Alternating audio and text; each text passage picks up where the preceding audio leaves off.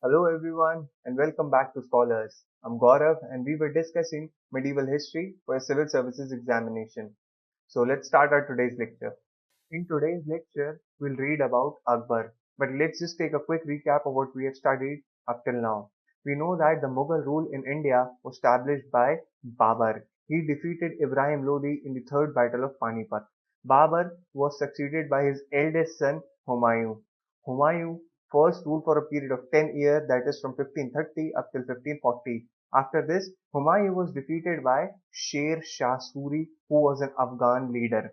This Sher Shah defeated Humayun in two battles, first in the Battle of Chausa and then in the Battle of Kannauj, and then he came to throne. The Suri Empire lasted for 15 years, that is from 1540 to around 1555. After this, Humayun reoccupied the throne of Delhi. Humayun died in the year 1556, after which Akbar came to prominence. So let's start our today's lecture. Akbar, he started his rule in the year 1556. Akbar was one of the greatest monarchs of Mughal dynasty. Now, after the end of this Akbar part, you'll know why he was the greatest of all time. Akbar the Great, as it is said. He was the son of Humayun and Hamida Banu Begum. He was born at Amarkot in 1542. Now, this was the time when Humayun was in exile.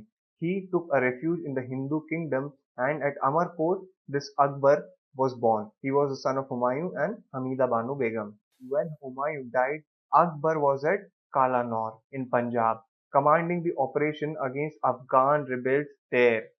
Thus, Akbar was crowned at Kalanor. Now, this is a very important fact. You need to remember this, that Akbar was crowned at Kalanor and not Delhi. It was in Punjab. And it was in the year 1556 when he came into this ruling thing and he became the Emperor of India. Now, at the age of 13, he came to throne, so he was just a kid. He was guided by Bairam Khan. So I hope this part is clear to all of you. Born at Amarkot in the year 1542, he was crowned at Kalanor, which is in Punjab, in the year 1556. So the year of 1556 marks the beginning of reign of Akbar. So let's talk about the regency period of Bairam Khan. Since Akbar was 13 years old, he needed a mentor, and this place was fulfilled by Bairam Khan. Bairam Khan was Humayun's favorite officer and a confidant. He, the Bairam Khan served as Akbar's tutor as well as regent, that is Wazir of the kingdom, with the title of Khane-Khana. So this Bairam Khan basically guided Akbar in his initial stage. Bairam Khan represented Akbar in the second battle of Panipat. This is very important. The first battle of Panipat, Babur versus Ibrahim Lodi. The second battle of Panipat was between Akbar and Hemu. And this battle of Panipat, second battle, took place in the year 1556. So Akbar was represented by Bairam Khan. This battle was with Hemu Vikramaditya. He was Wazir of Muhammad Shah Adil of Bengal. So this is the region where this Muhammad Shah Adil was active, and his general was Hemu Vikramaditya, who led Afghan forces who were posing a serious threat to Mughal Empire. Now again, we know that the Afghans were active even during the period of Babur, and then Sher Shah Suri lost his empire to Afghans, and this Afghan threat was was not waved off, and Akbar also had to face Afghan forces. At this time, the Afghan forces were led by Hemu Vikramaditya. He was general of or Wazir of Muhammad Adil Shah of Bengal. Under the guidance of Bairam Khan, Mughal won a series of battles in quick succession and ward off the Afghan contenders like Sikandar Sur. Where have you heard this term Sikandar Sur? We have come across Sikandar Sur while we were studying the Sur Empire. The region of Punjab and surrounding areas was occupied by Sikandar Sur. He was also an Afghan. The second battle of Panipat, Akbar won the second battle of Panipat. Hemu was injured.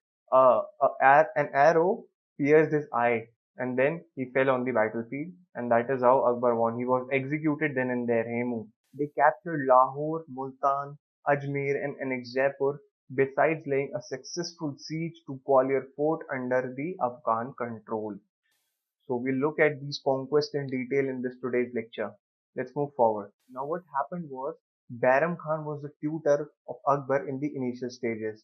So Bairam Khan started recruiting his close nobles and started giving him the important position in the administration. So what happened basically is this caught the attention of the old nobles and they started resenting Baram Khan. And at the same time, these old nobles started influencing Akbar that Baram Khan was doing something fishy. And what happened was Akbar started to refuse the rule of Baram Khan. He started taking a different way from Baram Khan. At the same time, Baram Khan's arrogance was also on the rise. So let's continue from there. By now, wary of Baram Khan's tutelage, Akbar wanted to assume full control because he was not just in his behavior, he was practicing nepotism. That is, those who were close to Baram Khan were getting important positions in the administration. Thus, he removed Baram Khan, who revolted but was forced to submit. Now, Baram Khan revolted but was forced to submit. Akbar gave him two options. That is, he can continue his service in the court of Akbar as a noble, or he can go back to Makkah and spend the rest of his life there. He decided to go to Makkah but was assassinated at Patan near Ahmedabad by an Afghan who bore him a personal grudge. That is, he was killed by someone who held personal grudge against him while going back to Makkah. Now Akbar married his widow and took his infant son under his protection. His son later on became the most famous noted poet Abdul Rahim Khane Khana, an influential noble under Akbar. So this is a very important point. Abdul Rahim Khane Khana's father was Bairam Khan. After the death of Bairam Khan, Akbar married his widow and adopted his infant son, who became the noted poet. I hope the story up till now is clear. Early stage he was guided by Bairam Khan, but because of his favorism to few nobles, this other nobles started resenting Bairam Khan, and at the same time they started influencing Akbar. So Akbar, wary of Bairam Khan's tutelage, he wanted to assume full control now. But Bairam Khan revolted, he was forced to submit, and he decided to go back to Mecca, where he was killed in between. So let's move forward and talk about the rebellion of the nobility. Now, during Bairam Khan's rebellion, groups and individuals in the nobility had become politically active.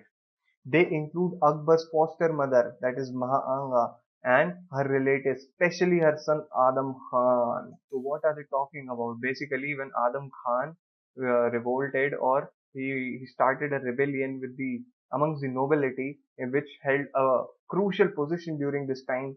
This nobility had two power centers. One was with Bairam Khan, and other included his foster mother and her relatives. In 1561, this Adam Khan, who was son of Maanga, was victorious at Malwa by defeating Baz Bahadur, an accomplished magician and a poet.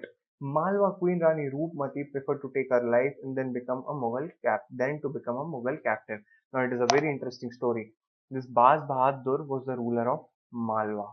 He fell in love with Malwa Queen Rani Roopmati. It is said that he was on a hunting trip while he heard Rani Roopmati singing, and that is when he fell in love with Rani Roopmati. He married Rani Roopmati and also built a fort, that is the fort of Mandu, in her memory.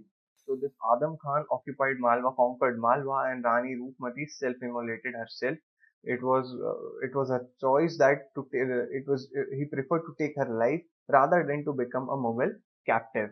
He sent only a part of booty to Akbar, so Akbar removed him from his command. Now it is also said that this Adam Khan did a huge massacre in this Malwa region, and so the people residing in this area also resented the Akbar's rule, and that is why Akbar removed him from the position of command. After getting removed, this Adam Khan wanted to become Wazir. He killed the then Wazir of Akbar. Akbar got to know about this resentment, and Akbar threw this Adam Khan from the balcony of Agra fort. You must have come across this scene in the Jodha Akbar where he repeatedly makes him fall, commands his soldier to throw him from the balcony. So let's move forward. Similarly, between 1561 and 1567, Akbar was engulfed by a serious challenges from Uzbeks. Who were these Uzbeks? These are the same Central Asian Uzbeks who forced Babur to leave Central Asia. Then Babur came to this Kabul region. So they posed a serious challenge to Akbar as well, who broke out in rebellion several times. The Uzbek declared Mirza Hakim, the governor of Kabul, and his half brother as the emperor of Hindustan. So this Mirza Hakim who occupied this Kabul region, was declared as Emperor of Hindustan. A group of Timurid nobles called Mirzas also turned against the emperor. This is a very important point. This can be asked in any of the question who were Mirzas. They were the group of Timurid nobles. This was perhaps the most serious crisis Akbar had to face since the Hemu's capture of Delhi. Well, that is after the second battle of Panipat. This was the most serious threat against the Akbar's rule.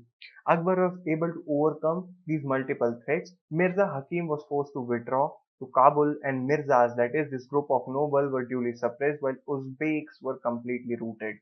I hope this is clear to all of you. So Akbar overcame this threat by the Uzbeks as well, and this Mirzas, that is the nobles, were suppressed. Let's talk about the early expansion of Akbar. He conquered the northern India from Agra, that is here, to Gujarat, and then from Agra to Bengal. He strengthened the northwestern frontier as well as this threat from Uzbeks was warded off. Let's talk about his first conquest, that is the conquest of Gwalior, Malwa and Gondwana region. Akbar started his policy of expansion with central India. In 1569-30, the first expedition was sent to capture Gwalior before moving towards Malwa. Now, this is the very important point. I've come across this question many times, that where was Akbar's first expedition? It was to Gwalior. It was to capture Gwalior, and then his expedition to this Malwa region where he defeated Baz Bahadur happened. So just remember this. His first expedition was to Gwalior. Now, as we have discussed above, in 1565, Malwa ruler Baz Bahadur was defeated by Adam Khan, who fled to Burhanpur. That is, after getting defeated, this Baz Bahadur fled to Burhanpur, and her queen Rani Roopmati self-immolated herself. However, due to senseless cruelties of Adam Khan and his successor, there was a reaction against Mughal, which enabled Baz Bahadur to recover Malwa. That is, after getting defeated by Adam Khan, Baz Bahadur recovered this region of Malwa because the people of this region started to resent Mughals. So let's move forward. Now, after dealing with Baram Khan's rebellion, Akbar sent another expedition to Malwa. Now, can you connect that what was happening? First, he sent an expedition to Gwalior. This Gwalior region was occupied. Then he sent Adam Khan to occupy Malwa region. At the same time, this Baram Khan's rebellion was going on in Delhi. So he dealt with this Baram Khan's rebellion, and then he sent another expedition to Malwa, which was recaptured by Baz Bahadur. Now, again, in this expedition, Akbar emerged victorious, and Baz Bahadur had to flee for some time. He took refuge or shelter with Rana of Mewar. So he took a refuge with this area, Rana of Mewar. After wandering from one area to another, he finally surrendered at Akbar's court and was enrolled as Mughal Mansabdar. So after surrendering himself to Akbar, Akbar treated him generously and inducted him into his nobles, and he was one of the Mansabdar of Mughals. I hope this is clear, and that is why we call Akbar the Great. Thus, Malwa came under Mughal authority after this. The kingdom of Gondwana. This is the region of Gondwana. That is the Jabalpur region in Madhya Pradesh. This was also an area in Narmada Valley, and this is the region of Gondwana. The kingdom of Gondwana, that is Garkatanga, included Narmada Valley and the northern portion of Madhya Pradesh, and a number of Gond and Rajput principalities ruled over this region. It was an independent state in central India. It was ruled by very important personality, Rani Durgavati, the Chandela princess from Mahoba, and was widow of Dalpat Shah, who was son of Sangram Shah. Too many names. So let's go through them once again. Rani Durgavati ruled over this area of Gondwana. She was a Chandela princess of Mahoba. She was a widow of Dalpat Shah. That is, she was wife to Dalpat Shah, but Dalpat Shah died. This Dalpat Shah was son of Sangram Shah. In 1564, Asaf Khan, the Mughal governor of Allahabad, arose by the stories of fabulous wealth and beauty of Rani, attacked Gondwana. And at that time, this region of Gondwana was ruled by Rani Durgavati. Rani Durgavati fought gallantly but lost the battle. Now it is said that she was able to push this Asaf Khan in the first round of this battle, but Asaf Khan commanded more forces by requesting Akbar, and then these forces came and occupied this region of Gondwana. She stabbed herself to death, and Gondwana was annexed by Mughal Empire. Now, when she was fully confident that she'll not be able to overcome such a huge army or tackle such a huge army, she stabbed herself to death. Akbar later stole the kingdom to Chandra Shah, the younger son of Sangram Shah. That is, the younger brother of Dalpat Shah was made the king of this Gondwana region. I hope these points are clear to all of you. Let's move forward and talk about the conquest of Rajasthan. It seems that Akbar was fully aware of the importance of Rajput kingdom and wanted them as allies in his ambitions of establishing a large empire. Now, one thing important to note here is that Akbar's reign is known for his conquests. He he occupied so much part of India into his empire. You'll see he occupied this Gujarat region, Rajputana, this Rajasthan region, this Bengal region, and also the part of central India into the Mughal Empire. All the region marked in this pale color, this mustard color, is the region occupied by Akbar. He tried to win over the Rajputs wherever possible and inducted them into the Mughal services. So his policy towards Rajputs was completely different. He entered into matrimonial alliance with Rajput rulers. So he inducted them into the service and also got into matrimonial alliance just because he wanted them as his allies. For instance, Raja Bharmal of Amber married his eldest daughter Jodhabai to Akbar. Raja Bharmal himself, his son Bhagwan Das, and his grandson Man Singh, another important name, joined the Imperial Mughal services. They were also inducted into the Mughal services and granted mansabs. We'll study about this mansabdari system later. The Rajput kingdom, like Meerut and Jodhpur, were occupied without much resistance. So I hope this is clear to all of you. Now let's move on and talk about the siege of Chittor, that is Mewar. A major step in this campaign against the Rajput state was the siege of Chittor, which held not only a key to central Rajasthan but above all was a symbol of Rajput spirit and resistance. So a fall of Mewar at that time meant the fall of Rajputs. It was a symbol of resistance, and that is why it was very important for Akbar to annex the state. In 1568, Chittor fell after a gallant siege of 6 months. That is, after 6 months siege, he was able to take over this Chittor. At the advice of his noble, Rana Uday Singh retired to his hills, leaving the famous warriors Jaimal and Patta in charge of the fort. Now this is the important name. Rest you can leave, but this Rana Uday Singh was the ruler of Chittor who held this fort against which the siege was laid. However, it could not be fully subdued and some resistance from Mewar side continued for a long time. Now later, Maharana Pratap, the ruler of Mewar, posed the most serious challenge to Mughals. That is, after the fall of this Chittor fort, there was still some resistance from this Mewar region, and that is why this Mewar was a symbol of strength for the Rajputs because it was very strong. Later, Maharana Pratap was the ruler of Rajasthan who posed challenges to Mughal. Then, the famous battle of Haldi Ghati was fought in the year 1576. This year is also very important. I have seen this question coming in many examinations that when was the Battle of Haldighati fought? It was in the year of 1576. Now, Maharana Pratap was defeated by the Mughal army led by Man Singh. So, Rajput who worked for Akbar defeated another Rajput, and that is why he wanted these Rajputs allies in his army. I hope this point is clear. Maharana Pratap versus Akbar, Battle of Haldi Ghati in the year 1576. Akbar's forces were led by Man Singh. Let's move forward. Following the defeat at Mewar, most of the leading Rajput rulers accepted Akbar's suzerainty, and that is why Mewar's fall was important. After the fall of Chittor, Ranthambore, Kalinjar was also captured. I hope this point is clear to all of you.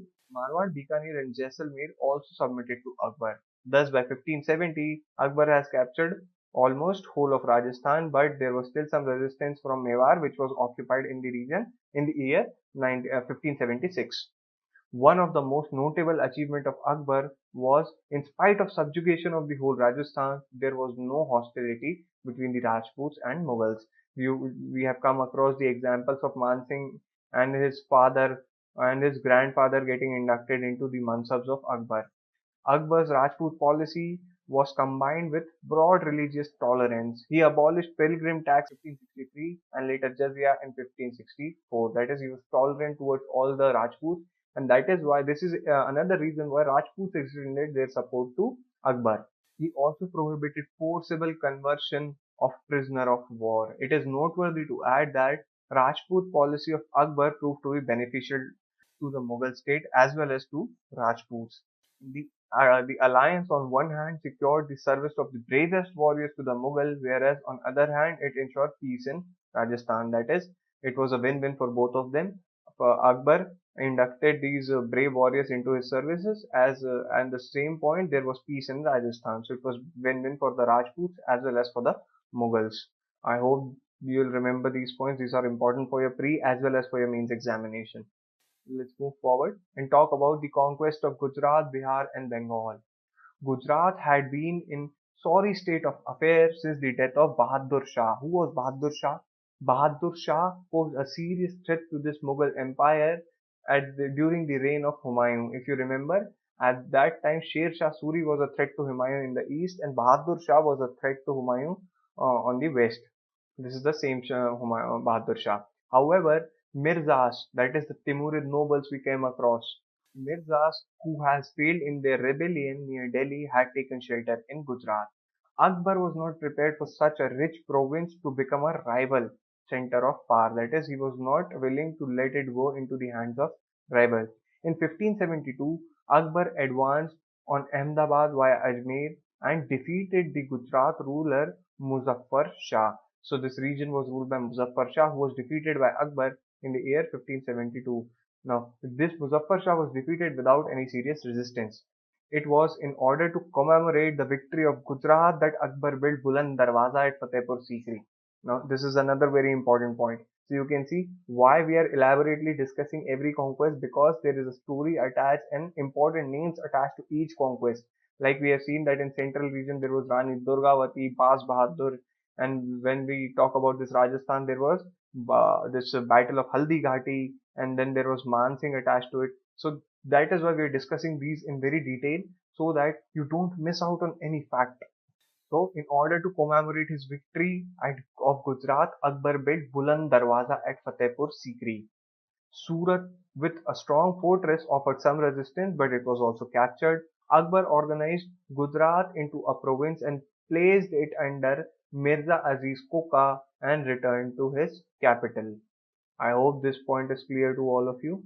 Let's talk about, but I have also come across a fact that this region was reoccupied by the Rajputs, and this Mirza Hakim Koka was forced to surrender this region. So Akbar had to rush to this from Agra to this region of Gujarat again, and then he suppressed this battle in the year 1573. And from then onwards, this Gujarat became a part of Mughal Empire. So I hope this is clear to all of you. Let's move forward and talk about the Bihar and Bengal region. Afghan continued to dominate this Bihar and Bengal. Now, Afghans, they originated in this eastern region. They occupied this eastern region after the fall of Ibrahim Lodi, and they posed a serious threat up till now. They also overran Odisha and killed its ruler. That is, they extended their empire up till Odisha. But Afghans were suffering from internal conflicts.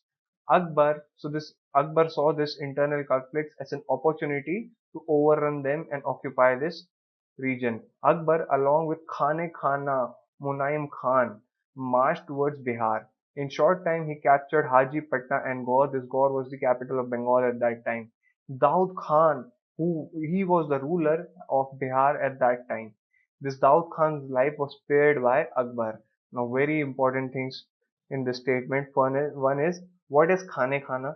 Khane Khana is a title.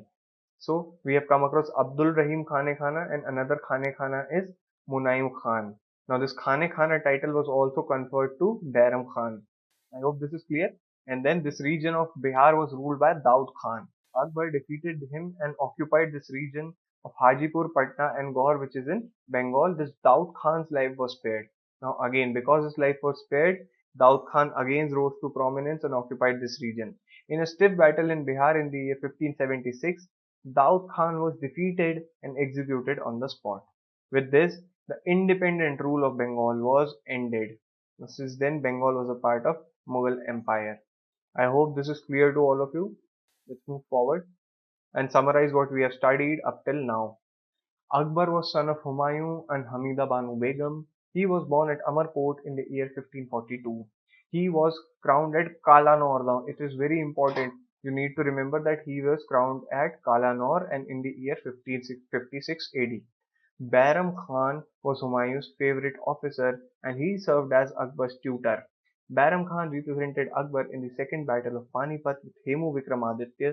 This Hemu Vikramaditya was the general of or wazir of Muhammad Shah Adil of Bengal, who led Afghan forces. So it was Mughal forces versus the Afghan forces again in the second battle of Panipat. Akbar's forces were led by Bairam Khan and the Afghan forces were led by Hemu Vikramaditya. Under the guidance of Bairam Khan, the Mughal won a series of battles. They captured Lahore, Multan, Ajmer and annexed Jaunpur. Adam Khan. Next we went on to study about Adam Khan. He was the son of Akbar's foster mother Ma Anga. He won Malwa region from Akbar by defeating Bad Bahadur, but because of his ill intentions, Akbar removed him from his nobles and he threw this Adam Khan from the balcony of Agra fort couple of times.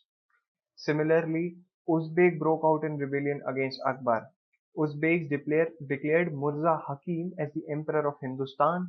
Akbar was able to overcome these multiple threats. Mirza Hakim was forced to withdraw to Kabul and Mirzas were duly suppressed. These Mirzas were Timurid nobles and then they took refuge under Gujarat. I hope this is clear to all of you.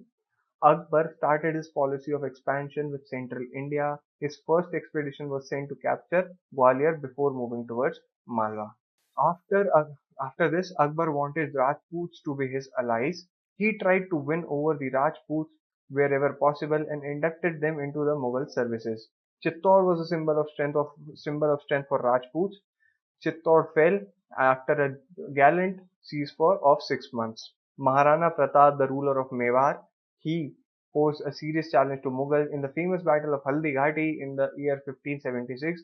Maharana Pratap was defeated and Mughal army was led by Man Singh in this battle. So it was against the Mughal person versus the Mughals. This was Rajput against the Rajput. Though one Rajput was under Mughals, that is Man Singh. He was a Mansab under this Mughal empire. In spite of subjugation, there was no hostility between Rajputs and Mughals because Akbar's Rajput policy combined with broad religious tolerance. So his Rajput policy had religious tolerance. He abolished pilgrim tax and jizya. He also prohibited forcible conversions. So I hope this is clear to all of you and it was win-win for both of them because Akbar was able to induct these brave warriors into his service and also this brought peace in this Rajasthan region. Let's move forward. Akbar conquered this Gondwana region of Narmada Valley by defeating Gond Queen Rani Durgavati. Akbar forces were led by Asaf Khan. In 1572, Akbar defeated the Gujarat ruler Muzaffar Shah without any resistance. It was in order to commemorate the victory of Gujarat that Akbar built Buland Darwaza at Fatehpur Sikri. I hope this is clear to all of you. Akbar annexed the region of Bengal and Bihar with the help of his able general Khane Khana Munaim Khan by defeating Daud Khan, the Afghan ruler of eastern India. Khane Khana. He defeated Daud Khan, who was the Afghan ruler, and the independent rule of Bengal was over. From now onwards, Bengal was a part of Mughal Empire. I hope all the points and all the conquests are clear to all of you. For more such videos, log on to Scholars. Thank you.